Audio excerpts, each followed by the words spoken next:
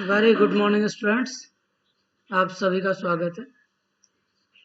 मैं शिव शर्मा, सहायक आचार्य, अर्थशास्त्र, राजकीय महाविद्यालय राजगढ़। आज हम जिस विषय पर चर्चा करने जा रहे हैं वह विषय है उदासीनता वक्र विश्लेषण। उपयोगिता विश्लेषण की क्रमवाचक विचारधारा का ब्रह्मास्त्र, उदासीनता वक्र। आज हम पुनः मैं एक बार आपको बता दूं कि उदासीनता वक्र विश्लेषण के बारे में सामान्य चर्चा करने जा रहे हैं। उदासीनता वक्र विश्लेषण।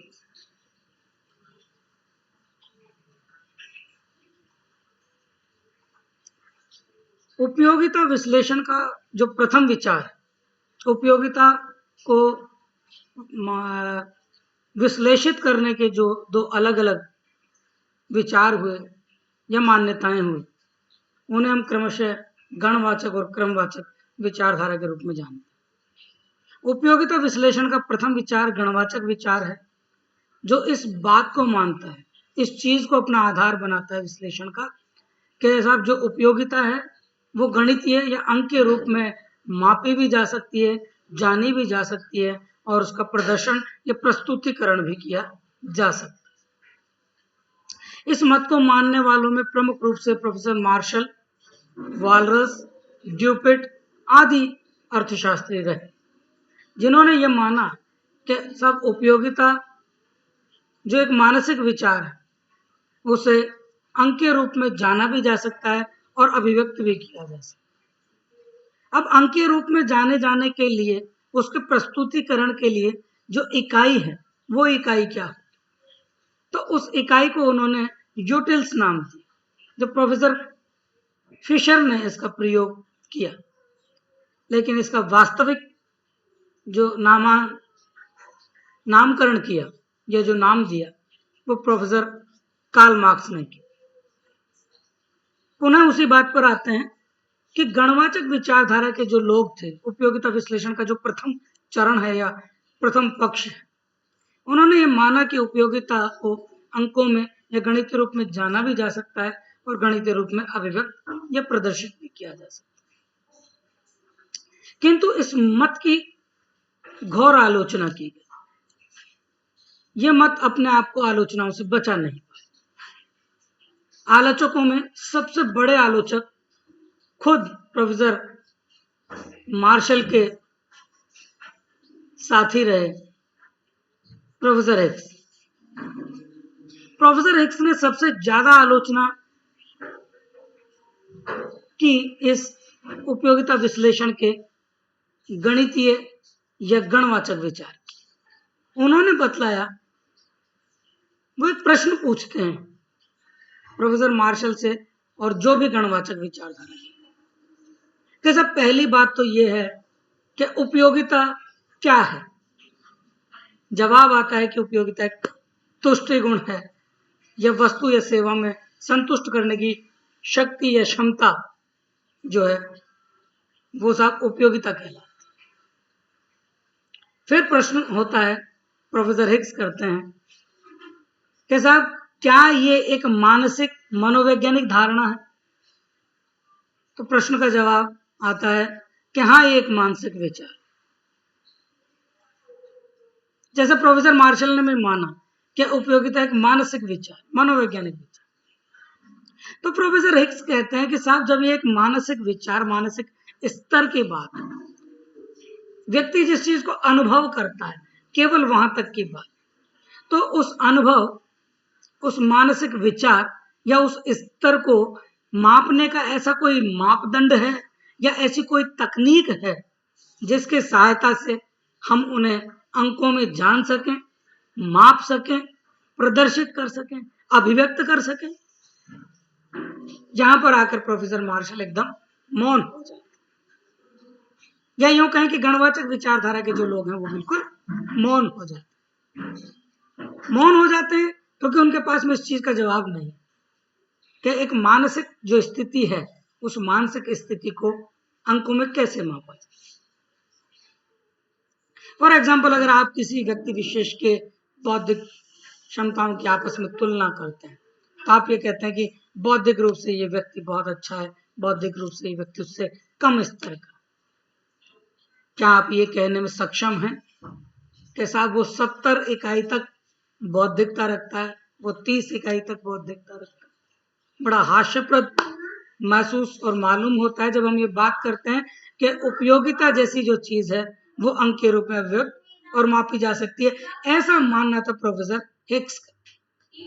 प्रोफेसर हिक्स ने कहा कि उपयोगिता एक मानसिक विचार है साहब, और मानसिक विचार केवल महसूस किया जा सकता, ये एक अनुभव है जिसे व्यक्ति जान पाता, वो बताने में भी सक्षम, किंतु तुलनात्मक।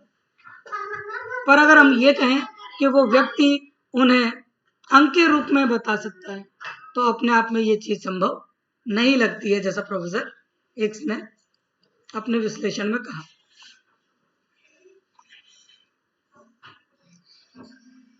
तो सब उपयोगिता को अंकों में मापा या प्रस्तुत किया जाना जो है वो बात कहीं गले नहीं उतरती, वो चीज संभव नहीं, ऐसा प्रोफेसर हिक्स ने माना।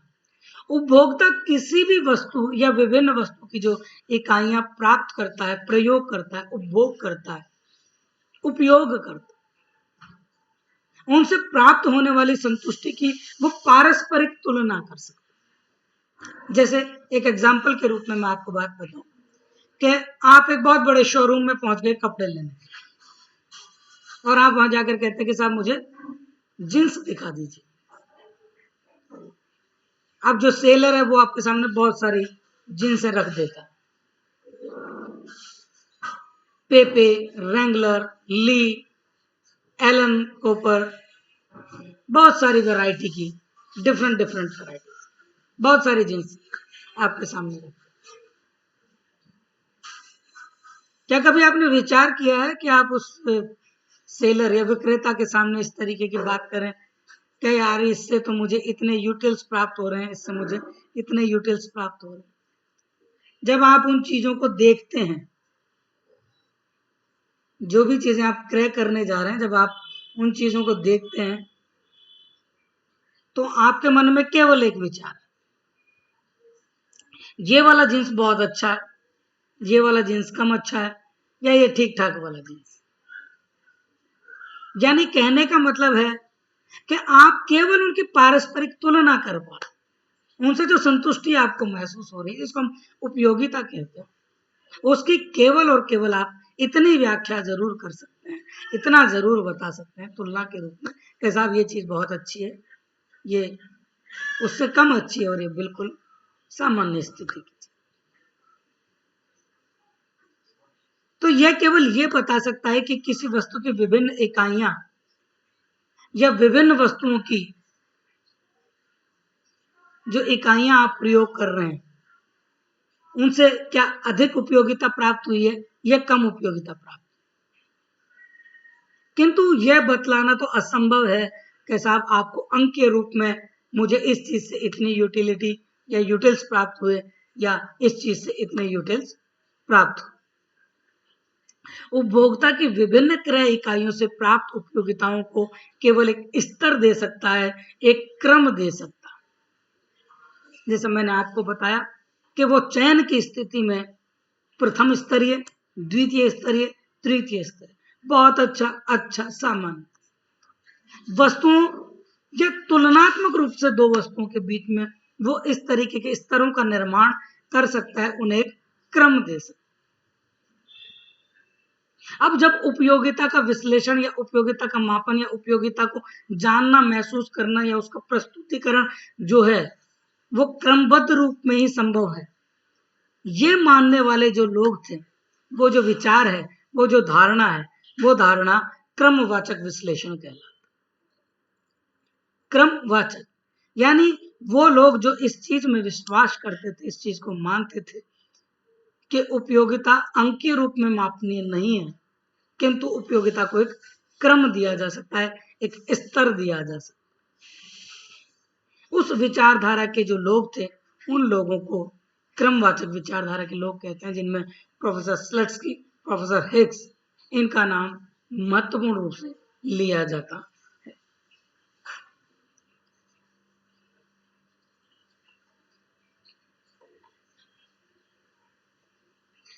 बात यह है कि उपयोगिता विश्लेषण का जो क्रमवाचक विचार वो इस मान्यता या इस पक्ष पर रखा हुआ है कि उपभोक्ता की जो क्रय की गई मात्राएं या उपभोक्ता जो वस्तुओं का क्रय करता है उनसे उसको जो संतुष्टि प्राप्त होती है ना साहब, वो जो संतुष्टि है साहब, उस संतुष्टि को वो महज एक क्रम दे सकता है, एक स्तर दे सकता है, एक ऑर्डर दे सकता है। इसीलिए इंग्लिश में, आंग्ल भाषा में जो है इसको हम कहते हैं ऑर्डिनल है। जैसे प्राइमरी में हम पढ़ते हैं cardinal numbers and ordinal numbers, तो ये ऑर्डिनल है, ऑर्डर 1 2 3 यानी फर्स्ट सेकंड थर्ड, प्रथम क्रम द्वितीय क्रम तृतीय, इस प्रकार वो उनको एक क्रम दे। अब इतना कुछ कहने के बाद में, क्रमवाचक विचारधारा के लोगों के इतना कुछ कहने के बाद में एक प्रश्न तो साहब उनके सामने भी उपस्थित हो गया। वो प्रश्न क्या था? वो प्रश्न ये था कि साहब ठीक है, ये बात मान ली हमने कि उपयोगिता जो है वो एक मानसिक विचार है और उसको अंक के रूप में नहीं मापा जा सकता, जाना जा सकता, एक क्रम दिया जा सकता है। ये जो नई थॉट आप लेकर आए, ठीक है, अच्छी बात है, बहुत अच्छा। लेकिन बात यह है कि साहब अब आप उपयोगिता का प्रस्तुतिकरण किस तरीके से करेंगे, उपयोगिता को बतलाएंगे किस तरीके से? आपके पास में ऐसा कौन सा साधन, ऐसी कौन सी चीज है जिसकी सहायता से आप उपयोगिता को विश्लेषित कर सकते हैं, बतला सकते हैं, उसका प्रस्तुतिकरण कर सकते हैं? तो प्रोफेसर हिग्स इसका एक तोड़ लेकर आए। प्रोफेसर हिग्स ने उदासीनता वक्र या तटस्थता वक्र को अपने विश्लेषण का आधार बनाया। मूल रूप में उदासीनता वक्र या तटस्थता वक्र जो है वो प्रोफेसर हिग्स की इजाद की हुई चीज नहीं है। इसका निर्माण या नामांकन जो है या नामकरण जो है प्रोफेसर हिग्स ने नहीं किया। प्रोफेसर हिग्स ने इसे प्रोफेसर एजवर्थ की धारणा से लिया, वहां से इस चीज का चयन किया। वर्ष 1981 में प्रोफेसर एजवर्थ, जो कि एक फिजिक्स के प्रोफेसर थे, उन्होंने अपनी पुस्तक मैथमेटिकल फिजिक्स में उदासीनता वक्रों का जिक्र किया, जिन्हें एजवर्थ वक्र भी कहा जाता है। प्रोफेसर एजवर्थ ने फिजिक्स में धारा प्रवाह की जो वो विश्लेषण कर रहे थे, विद्युत धारा के प्रवाह का जब वो विश्लेषण कर रहे थे, देख रहे थे, प्रैक्टिकल कर रहे थे, तो उन्होंने अनुभव किया कि कई स्थानों पर जो विद्युत धारा का जो प्रवाह है वो लगभग एक जैसा, एक समान है, यानी प्रवाह की स्थितियां बिल्कुल तटस्थ हैं। तो अब उनका मापन किस तरीके से किया जाए, उनको कैसे प्रदर्शित किया जाए? उनके प्रदर्शन के लिए, उन समान स्थितियों के प्रदर्शन के लिए उन्होंने जिस वक्र का निर्माण किया उसे उन्होंने एजवर्थ वक्र नाम दिया, जिसे बाद में वर्ष 1934 में प्रोफेसर हिग्स और एलन ने अपनी पुस्तक मूल्य सिद्धांत पर पुनर्विचार में वैज्ञानिक एवं प्रमाणिक तौर पर उसका संशोधन करते हुए उसे उदासीनता वक्र या तटस्थता वक्र के रूप में प्रस्तुत किया, जिसे बाद में प्रोफेसर हिग्स अपनी पुस्तक वैल्यू एंड कैपिटल, मूल्य और पूंजी में भी प्रयोग करते हैं, जहां वो उपभोक्ता की बचत के बारे में बात करते हैं। तो साहब अब ये बात बिल्कुल स्पष्ट और क्लियर है कि प्रोफेसर हिग्स ने अपने उपयोगिता विश्लेषण के विचार या क्रमबद्ध विचारधारा को बताने के लिए जिस यंत्र, जिस आधार, जिस ब्रह्मास्त्र का प्रयोग किया उसे तटस्थता वक्र या उदासीनता वक्र नाम दिया गया, जिसे प्रोफेसर एजवर्थ की मैथमेटिकल फिजिक्स में जो उन्होंने विश्लेषण किया वहां से लिया गया। ये प्रोफेसर एजवर्थ का दिया हुआ सिद्धांत था, जिसे बाद में प्रोफेसर हिग्स ने और एलन ने प्रयोग किया। अब प्रश्न ये है कि ये तटस्थता वक्र क्या? तटस्थता वक्र दो वस्तुओं के ऐसे विभिन्न संयोगों को बतलाता है जो उपभोक्ता को समान संतुष्टि प्रदान करते। मान लीजिए एक उपभोक्ता है जो दो वस्तुएं एक्स और वाई का प्रयोग कर, अब वो एक्स वस्तु और वाई वस्तु के विभिन्न संयोगों का चयन कर, यानी मान लीजिए वो एक्स की 1 इकाई और वाई की 12 इकाई, एक्स की 2 इकाई और वाई की 8 इकाई, ऐसे विभिन्न इकाइयों का चयन करता है जिनके आधार पर वो अपने निश्चित कीमतों के आधार पर, जैसा पहले भी हम गणवाचक विश्लेषण में देख चुके हैं, बात कर चुके हैं कि एक उपभोक्ता दो वस्तुओं का इस प्रकार चयन करता है अपने सीमित बजट संसाधनों में कि वो अधिकतम संतुष्टि का जो है स्तर प्राप्त कर सके। वो इस तरह अपने बजट को दोनों वस्तुओं पर आवंटित करता है। और जैसा हम उस विचारधारा में देख चुके हैं, जब समसीमांत उपयोगिता नियम हम देखते हैं तो समसीमांत उपयोगिता नियम यही कहता है कि एक उपभोक्ता अपने मुद्रा की अंतिम इकाई को इस प्रकार व्यय करता है कि दोनों वस्तुओं से प्राप्त होने वाले सीमांत तुष्टि गुणों या सीमांत उपयोगिताओं का स्तर जो है वो बराबर हो। वही विचार यहाँ, वही विचार सेम एज इट इज यहाँ पर है कि तटस्थ वक्र एक ऐसा वक्र है जो दो वस्तुओं के ऐसे विभिन्न संयोगों को बतलाता है जो उपभोक्ता को समान संतुष्टि प्रदान करते हैं। यानी समान संतुष्टि के स्तरों को मिलाकर अगर किसी वक्र का निर्माण कर दिया जाए, दो वस्तुओं के मध्य प्राप्त होने वाली समान संतुष्टियों के स्तरों को मिलाकर अगर किसी वक्र का निर्माण कर दिया जाए तो साहब वो वक्र जो है वो वक्र तटस्थ वक्र कहलाता है। या अन्य शब्दों में कहें यानी तटस्थ वक्र पर स्थित विभिन्न बिंदु दो वस्तुओं के उन संयोगों को बतलाते हैं जहां पर उपभोक्ता को समान संतुष्टि प्राप्त होती है। ये सामान्य शब्दों में हम कहें तो उपभोक्ता उन दोनों वस्तुओं के चयन के मध्यम एक तटस्थ स्थिति में होता है कि साहब ये दोनों एक जैसी स्थितियां मेरे लिए उत्पन्न। तटस्थ वक्र को साहब उदासीनता वक्र, अनधिमान वक्र, सम संतुष्टि वक्र आदि कई नामों से जाना जाता है। तो तटस्थ वक्र जो है वो तटस्थ वक्र दो वस्तुओं के ऐसे विभिन्न संयोगों का प्रस्तुतिकरण है जहां पर उपभोक्ता समान संतुष्टि प्राप्त। सामान्य शब्दों में हम कह सकते हैं कि उदासीनता वक्र दो वस्तुओं से प्राप्त होने वाली समान संतुष्टि के स्तरों को मिलाकर खींचा गया एक वक्र। प्रोफेसर लेफ्टविच जब तटस्थ वक्र की परिभाषा देते हैं या तटस्थ वक्र के बारे में समझाते हैं तो वो कहते हैं कि तटस्थ वक्र x और y वस्तु के विभिन्न संयोगों का प्रकटीकरण है जो उपभोक्ता को समान संतुष्टि प्रदान करते हैं। x और y वस्तुओं के विभिन्न संयोग, अलग अलग संयोग का प्रकटीकरण है यानी प्रस्तुतिकरण है जिससे उपभोक्ता को समान संतुष्टि प्राप्त होती है। जैसा प्रोफेसर कोत्सुयानी कहते हैं कि एक तटस्थ वक्र बिंदुओं का वह बिंदुपथ है जो वस्तुओं के उन विशेष संयोगों को प्रदर्शित करता है, प्रस्तुत करता है या बतलाता है जहां पर उपभोक्ता को समान संतुष्टि प्राप्त हो रही है। और ऐसे स्तर पर उपभोक्ता उन दोनों वस्तुओं के मध्य तटस्थ या स्थिर स्थिति में होता है। साहब ये तटस्थ वक्र कहलाता है। जैसे प्रोफेसर कोत्सुयानी कहते हैं कि तटस्थ वक्र विभिन्न बिंदुओं का ऐसे बिंदुओं का बिंदुपथ है जहां पर उपभोक्ता को समान संतुष्टि प्राप्त। मान्यता तटस्थ वक्रों का निर्माण किस मान्यता के आधार पर किया? सबसे पहली और महत्वपूर्ण मान्यता माइक्रो इकोनॉमिक्स के, उसको तो आप याद कर ही लीजिए, वो लगभग सभी जगह अन्य बातों के स्तर रहेंगे जिसमें रुचि, फैशन, आदतें, कीमतें, आय का स्तर, सारी चीजें स्थिर है। और दूसरा उपभोक्ता का व्यवहार विवेकशील। उपभोक्ता के व्यवहार की विवेकशीलता का तात्पर्य यह है कि उपभोक्ता को वस्तुओं के संबंध में, बाजार के संबंध में, कीमतों के संबंध में, गुणवत्ता के संबंध में, सब चीजों के बारे में पूरा स्पष्ट तरीके से ध्यान है, ज्ञात है, जानता है और वो मानसिक तौर पर एक सुदृढ़ स्थिति में है। अस्थिर मानसिकता का व्यक्ति एक उपभोक्ता नहीं, वो मानसिक तौर पर बहुत सुदृढ़। क्रमवाचक उपयोगिता को क्रम दिया जा सकता है, स्तर दिया जा सकता है, ये इस मान्यता को माना।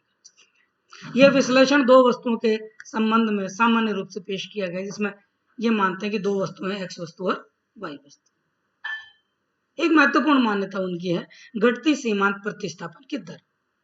यानी जब आप अपने बजट स्थिति में दो वस्तुओं का प्रयोग करते हैं तो अगर आपको एक वस्तु के प्रयोग में वृद्धि करनी है या एक वस्तु की इकाइयों का विस्तार करना चाहते हैं तो साहब अपने बजट स्थितियों के हिसाब से ये जरूरी हो जाता है कि आपको दूसरी वस्तु की इकाइयों का परित्याग करना पड़ता है। ठीक है, पूर्ण संतुष्टि संभव नहीं है।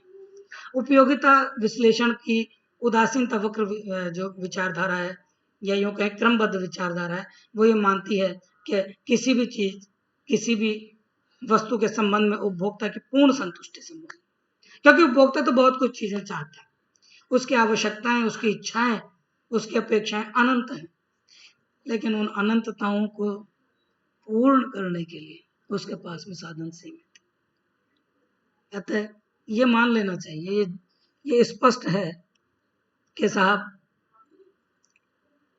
किसी भी उपभोक्ता की वस्तुओं के संबंध में जो संतुष्टि है वो पूर्ण किया जाना संभव नहीं। वस्तुओं की कीमतें स्थिर हैं।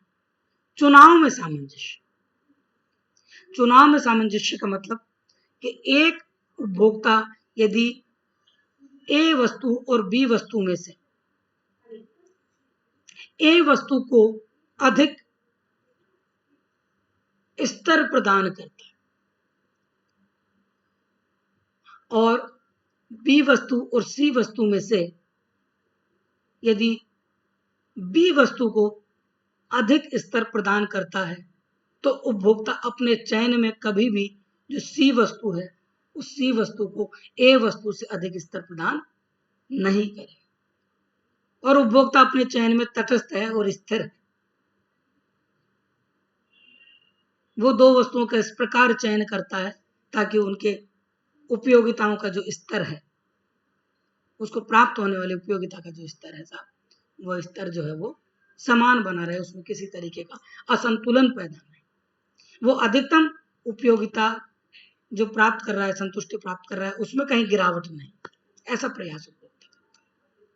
सकर्मकता की मान्यता, जैसा मैंने अभी आपको बताया कि यदि उपभोक्ता ए वस्तु और बी वस्तु में से ए वस्तु को अधिक प्रेफरेंस देता है और बी वस्तु और सी वस्तु में से बी वस्तु को अधिक प्राथमिकता देता है तो वो कभी भी सी वस्तु को ए वस्तु की अपेक्षा अधिक प्राथमिकता नहीं देगा। ये जो मान्यता है वो सकर्मकता की मान्यता है, जो एक महत्वपूर्ण मान्यता है उदासीनता वक्र विश्लेषण की।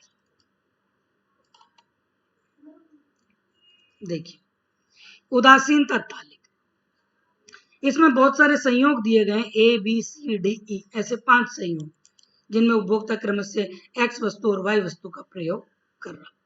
देखिए एक उपभोक्ता एक्स वस्तु की 1 2 3 4 5 यानी बढ़ती हुई इकाइयां प्रयोग कर, ऐसी स्थिति में उपभोक्ता वाई वस्तु की 12 8 5 3 और 2 इकाइयां प्रयोग कर। उपभोक्ता जैसे जैसे एक्स वस्तु की इकाइयां बढ़ाता है वैसे वैसे उसे वाई वस्तु की इकाइयां कम करनी पड़ रही।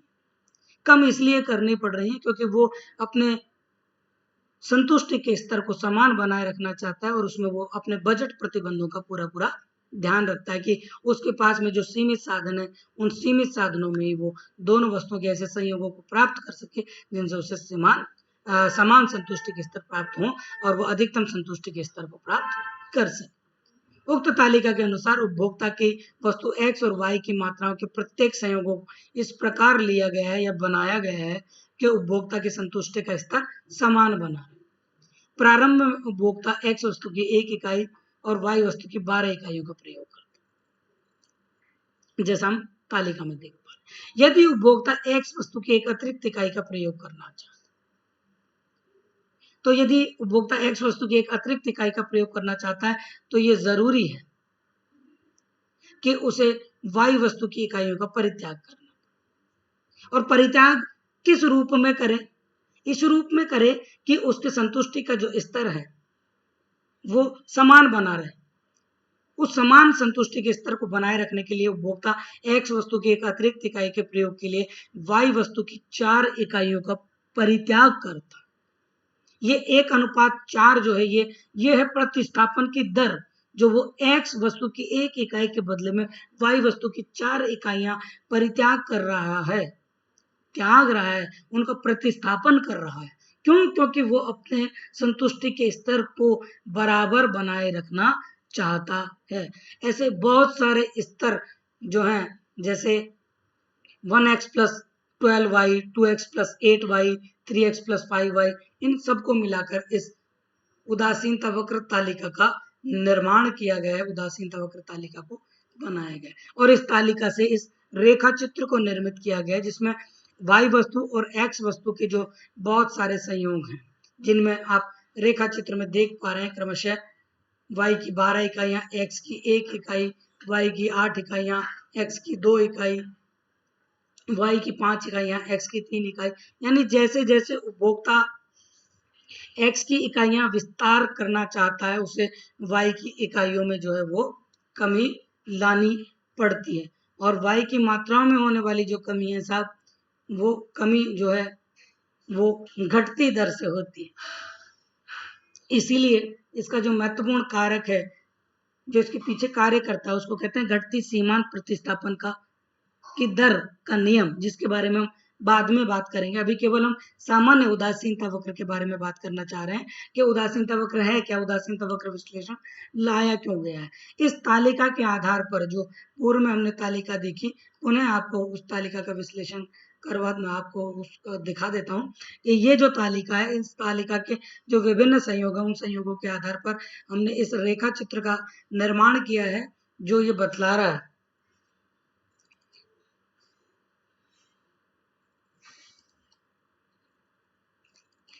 कि रेखा चित्र से स्पष्ट है कि उपभोक्ता x वस्तु और y वस्तु की जो मात्राएं हैं उनका एक कॉम्बिनेशन, एक संयोग प्रयोग में लाता है। जैसे 1x प्लस 12y, ये एक प्रारंभिक चयन है जिसमें अपने संतुष्टि के स्तर को समान बनाए रखा। यदि उपभोक्ता अपने क्रय संयोग में किसी तरीके का बदलाव करना चाहे या परिवर्तन लाना चाहे, अगर उपभोक्ता को लगता है नहीं साहब मुझे तो x की एक और इकाई प्रयोग कर लेनी चाहिए, तो साहब उपभोक्ता के पास में जो बजट का स्तर है, जो उसके साधनों की सीमितता का स्तर है, वो उसके ऊपर एक बंधन का कार्य करता है और वो उससे कहता है कि इस बंधन में रहते हुए ही अपना क्रय कीजिए। तो अगर आपको x की एक और अतिरिक्त इकाई का प्रयोग करना है तो साहब आपको y की इकाइयों का त्याग करना पड़ेगा, तभी आप x की इकाइयां प्रयोग कर सकते हैं, क्योंकि वस्तुओं की कीमतें निश्चित हैं और उपभोक्ता की आय भी निश्चित, और उन सीमित साधनों से आपको प्रयोग करना। एक बहुत ही आशाप्रद एग्जाम्पल आपको इसके बारे में देता हूं कि एक व्यक्ति के पास में एक घोड़ा है और उसके खेत में घास लगी हुई है।